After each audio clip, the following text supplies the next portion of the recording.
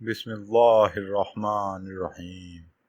شروع اللہ کے نام سے جو بڑا مہربان نہایت رحم کرنے والا ہے۔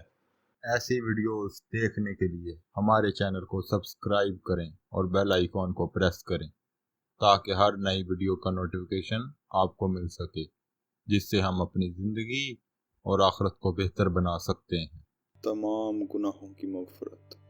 نبی کریم صلی اللہ علیہ وسلم نے ارشاد فرمایا، اے فاطمہ اٹھ اور ذبح کے وقت اپنی قربانی کے پاس موجود ہو، کیونکہ پہلا خون کا قطرہ جو اس قربانی کا زمین پر گرتا ہے، اس کے ساتھ ہی تیرے لیے تمام گناہوں کی مغفرت ہو جاتی ہے۔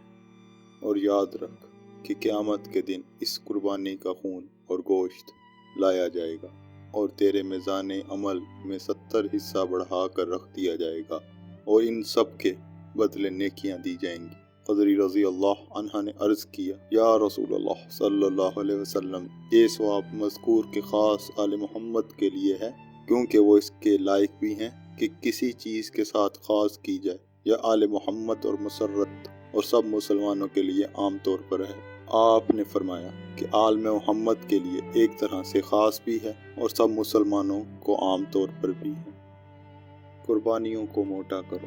نبی کریم صلی اللہ علیہ وسلم نے ارشاد فرمایا، قربانیوں کی خوبی کیا کرو، یعنی کھلایا پلایا کرو، کیونکہ وہ پل صراط پر تمہاری سواریاں ہوں گی۔ 5 چیزوں کا حساب۔ نبی کریم صلی اللہ علیہ وسلم نے ارشاد فرمایا، قیامت کے دن کسی آدمی کے قدم حساب کے موقع سے نہیں ہٹیں گے جب تک اس سے 5 چیزوں کا سوال نہ ہو سکے، اور ان 5 میں 2 یہ بھی ہیں کہ اس کے مال کے متعلق بھی سوال ہوگا کہ کہاں سے کمایا، یعنی حلال سے یا حرام سے، اور کہاں خرچ کیا۔ دنیا اور اس کی ذلت۔ نبی کریم صلی اللہ علیہ وسلم نے ارشاد فرمایا، رسول اللہ صلی اللہ علیہ وسلم کا ایک کان کٹے مرے ہوئے بکری کے بچے پر گزر ہوا۔ آپ نے فرمایا، تم میں سے کون پسند کرتا ہے کہ یہ مردہ بچہ اس کو 1 درہم کے بدلے مل جائے؟ لوگوں نے عرض کیا، درہم تو بڑی چیز ہے، ہم تو اس کو بھی پسند نہیں کرتے کہ وہ ہم کو کسی ادنا چیز کے بدلے مل جائے۔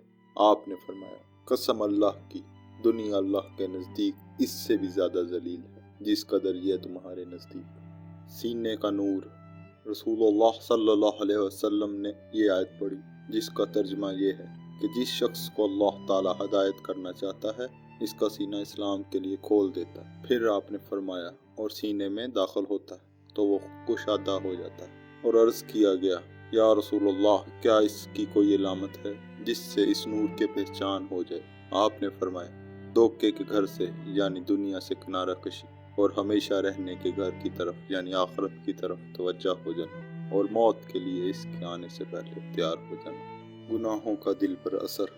نبی کریم صلی اللہ علیہ وسلم نے ارشاد فرمایا، مومن جب گناہ کرتا ہے اس کے دل پر ایک سیاہ دھبا ہو جاتا ہے، پھر اگر وہ توبہ و استغفار کر لیا اس کا قلب صاف ہو جاتا ہے، اور اگر گناہ میں زیادتی کی تو وہ سیاہ دھبا اور زیادہ ہو جاتا ہے۔ سو یہی ہے وہ زنگ جس کا ذکر اللہ نے اس آیات میں فرمایا ہے۔ ہرگز ایسا نہیں جیسا وہ لوگ سمجھتے ہیں، بلکہ ان کے دلوں پر ان کے اعمال بد کا زنگ بیٹھ گیا ہے۔ غریبوں کی بھوک کا علاج۔ نبی کریم صلی اللہ علیہ وسلم نے ارشاد فرمایا، اللہ تعالیٰ نے مسلمان مالداروں پر ان کے مال میں اتنا حق یعنی زکوٰۃ فرض کیا ہے جو ان کے غریبوں کو کافی ہو جائے، اور غریبوں کے بھوکے ننگے ہونے کی جب کبھی تکلیف ہوتی ہے، مالداروں ہی کی اس کرتوت کی بدولت ہوتی ہے کہ وہ زکوٰۃ نہیں دیتے۔ یاد رکھو، اللہ تعالیٰ ان سے سخت حساب لینے والا اور ان کو دردناک عذاب دینے والا ہے۔